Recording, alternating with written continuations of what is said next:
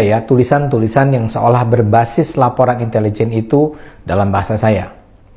Jadi digambarkan bahwa sejak awal COVID, akhir 2019 sampai Juni 2021, jumlah tentara Cina yang masuk ke Indonesia dengan sepengetahuan dan restu pemerintah Jokowi sudah mencapai 14 juta orang.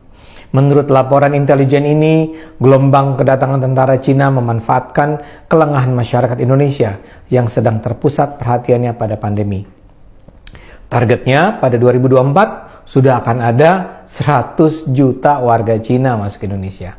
Bayangkan, 100 juta warga Cina. Setiap kali pemerintah memberlakukan PPKM atau PSBB, pada saat itulah tentara merah Cina akan masuk ke Indonesia. Sebagian akan berpura-pura menjadi tenaga kerja asing atau berpura-pura menjadi tenaga kesehatan dengan menggunakan seragam APD, perawat, dokter yang mengenakan masker. Dalam skenario besar ini, jumlah warga Cina akan mencapai pada titik di mana mereka akan menguasai Indonesia dan menyingkirkan warga pribumi. Mereka melakukan ini dengan pertama-tama melumpuhkan dan menguasai instansi keamanan, Polri, Angkatan Laut, Angkatan Darat, Angkatan Udara. Langkah berikutnya adalah melumpuhkan ekonomi.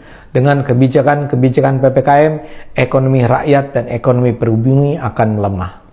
Seluruh sendi-sendi ekonomi kaum pribumi lumpuh. Mereka yang bekerja di sektor informal tidak akan sanggup bertahan. Sementara sebaliknya, perusahaan-perusahaan Cina, terutama yang memiliki koneksi dengan bisnis di tanah leluhur, akan semakin berkibar dan berjaya. Karena itulah kebijakan PPKM akan terus diperpanjang Jokowi tanpa disadari oleh rakyat yang patuh begitu saja dengan keputusan rezim. Dalam kondisi krisis ini, rezim Jokowi akan semakin memperkuat hubungan kerjasama dengan Cina.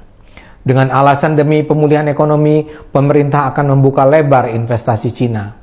Dan berbeda dengan investasi asing lain, Cina bukan hanya akan mengirimkan modal, namun juga mengirimkan manusia.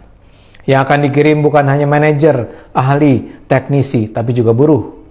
Maka di daerah-daerah di mana ada proyek yang dibiayai oleh modal dari Cina, akan juga ditemukan pemukiman-pemukiman yang diisi imigran Cina. Mereka tidak akan mau menggunakan pekerja lokal, karena tujuan mereka memanglah menjajah Indonesia. Mereka juga menguasai media massa. Karena itulah kedatangan tenaga kerja asing dan tentara Cina itu tidak akan diberitakan. Begitu juga dengan pendidikan. Rakyat pribumi akan diperbodoh dengan sistem pendidikan daring. Anak didik pribumi tidak mampu bersaing karena tidak punya sarana pendidikan yang memadai.